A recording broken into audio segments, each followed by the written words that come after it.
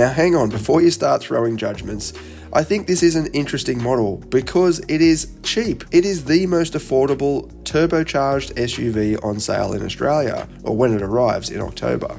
So you kind of forgive it for any of the shortcomings that it might possess. We got a quick test drive of a pre-production version during a Chery Media event recently, just to give us a taste of what it will be like.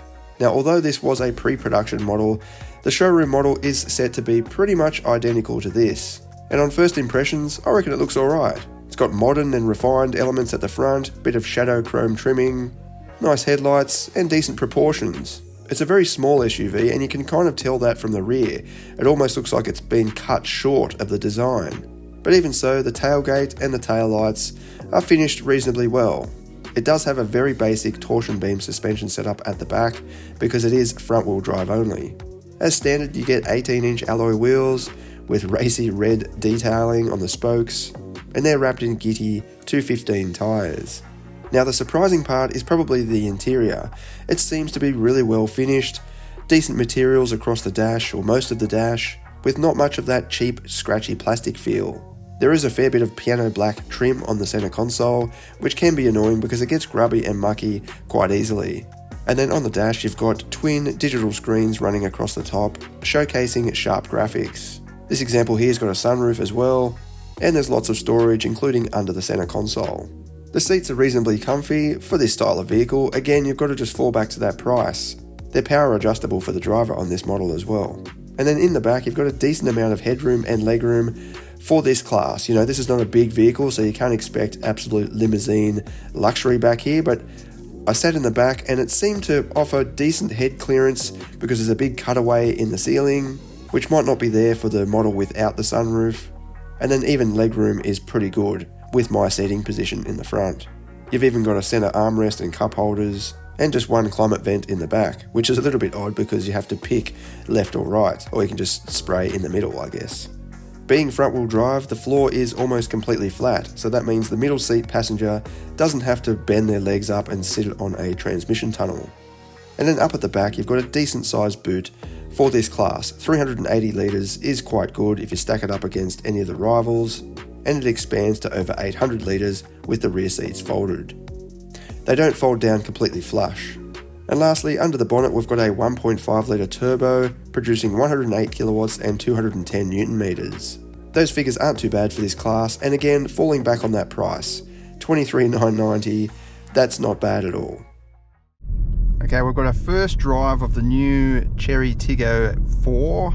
This will be pretty much the cheapest turbocharged SUV when it arrives in Australia in October. We've got this sort of private road we can drive on. This is a pre-production version. It's not quite what you'll find in the showroom, but it's, yeah, pretty much. 1.5 turbo, 108 kilowatts. It's pretty peppy, like it seems like it goes all right. Yeah, straight away I can feel the Chery steering. It's very, very soft and doesn't offer that much communication, but this is going to be a cheap little model, so it's not exactly a driver's SUV. But yeah, it feels easy to drive, just the steering is definitely pretty loose feeling to me. Good visibility though, the dashboard just drops down, nice thin pillars, I can see past the in between the mirror and the pillar. So it should be a practical little car for someone that wants maybe a second car or just looking to get into the SUV game. Rear visibility is pretty tight, the windscreen is quite small and the D-pillars are very thick for this class.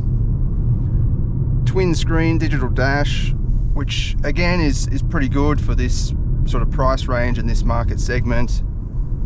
Good graphics, and you've got that sort of grid style layout for the apps. It even comes with a very crisp surround view camera system, which is very good for this class.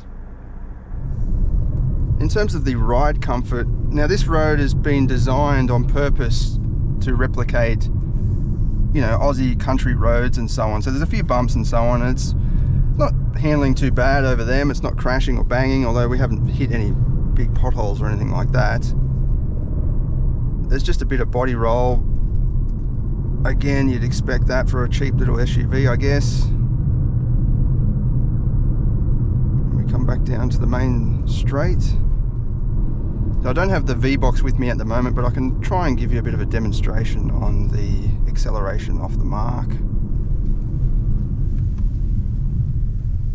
But there is a sport mode somewhere, but we'll just leave it in the default mode for now. I don't think it's going to make a huge difference.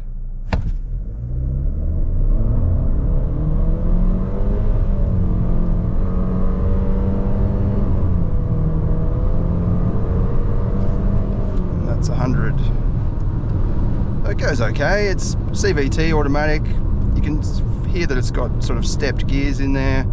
Again, coming back to that price. So I think that's going to be the main attraction to this. The price, $23,990. Drive away is, yeah, very, very attractive. Yeah, in terms of overall refinement, there's a bit of road noise and things, but this is a coarse surface.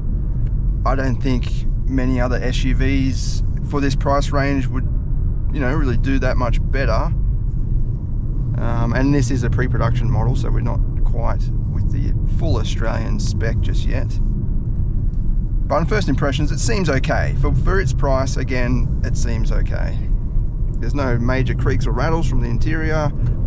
There'll be two different variants for Australia, the Urban and the Ultimate. I think we're in the Urban at the moment, the base model, because this has got cloth seats, whereas the Ultimate has leatherette style seats.